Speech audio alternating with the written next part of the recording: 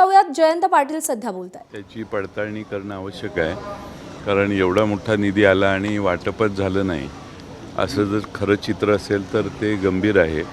विरोधी पक्षनेते विधान परिषदेत जे होते त्यांनीच ही माहिती उजेडात आणली असल्यामुळं ती योग्य असेल आणि ती जर खरी असेल तर ती धक्कादायक आहे असं मला वाटतं. सामाजिक न्याय विभागाचा जो निधी आहे तो सुद्धा वळवण्यात आलेला आहे लाडक्या बहिणीकडे.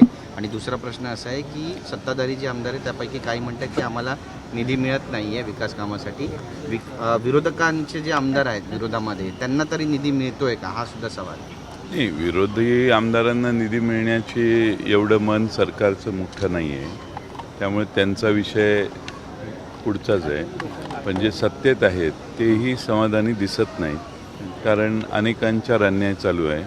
काही ठराविक आवडत्या लोकांना शेकड्यात निधी आहे आणि नावडत्या लोकांना 1 अंकी 2 अंकी निधी आहेत. सत्ताधारी आमदारच नाराज आहेत, एकंदरीत ही स्थिती दिसते आणि अधिवेशन खूप कमी कालावधीचं आहे. मला वाटतं ही समाजाला न्याय मिळेल अशी स्थिती आहे पूर्णपणे. न्याय 6 दिवसाच्या अधिवेशनात मिळणार नाही हे काळ्या दगडावरची रेघ आहे. पण विदर्भातल्या शेतकऱ्यांचे प्रश्न, विदर्भातले अनेक प्रश्न आम्ही आज पुढचे 4 दिवस जे आहेत त्या 4 दिवसात मांडणार आहोत. विरोधी पक्षाच्या वतीने तरी हे प्रश्न मांडले जातील. चर्चा सुरू झालेली आहे. काल देखील भेट झाली, अजित पवार आणि शरद पवारांची भेट झाली. निमित्त होतं वाढदिवसाचं, पण राजकीय चर्चा झाली असेल.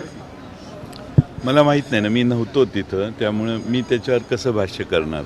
आणि वाढदिवसाचा जेवण असेल तर सगळे येऊ शकतात ना. मुंडवा जमीन घोटाळा प्रकरणामध्ये विरोधक नेमके आहेत कुठे असं सवाल सत्ताधारी उपस्थित करत आहे, कारण पायऱ्यांवरती आंदोलन होत नाहीये. नेमकं आता विरोधक सत्ताधारी असा प्रश्न विचारू शकत नाहीत. हा तुमचा स्वतःचा प्रश्न आहे असं माझं मत आहे.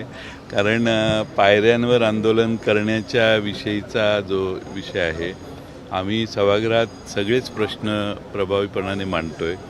पायऱ्यांवर बसून आंदोलन करणं, ज्या गोष्टी सभागृहात मांडल्या जात नाहीत, सरकार त्याच्यात आडवं येते, त्या गोष्टी पायऱ्यांवर येऊन मांडणं स्वाभाविक. सरकार 32 GR काढलेत आणि 32 GR काढलेत. 21,000 कोटींची मदत शेतकऱ्यांना दिलेली आहे. खरंच अशी शेतकऱ्यांना मदत दिली तुम्हाला असं वाटतं?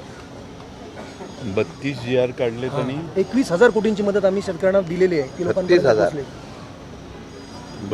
GR काढले. 32 GR काढलेत 32 आणि मदतीची आणि 21,000 कोटी रुपयांची मदत शेतकऱ्यांना दिलेली आहे. नाही, शेतकऱ्यांना मदत शेवटपर्यंत पोचत नाही. आणि बऱ्याच महाराष्ट्रातल्या वेगळ्या भागात अतिवृष्टीने त्रस्त असणाऱ्या, नुकसानीत असणाऱ्या शेतकऱ्याला ही मदत पोचलेली नाही, अशी महाराष्ट्रातल्या वेगळ्या भागात तक्रार आहे. लोक तक्रार करतात, ती विरोधी पक्ष म्हणून आमच्याकडे येते, म्हणून आम्ही आवाज उठवतो. त्यामुळं सरकार कितीही म्हणत असलं, किती पैसे वाटले आणि किती नाही, तर मला वाटतं की लोकांचं समाधान झालेलं नाही. एबीपी माझा, उघडा डोळे बघा नीट.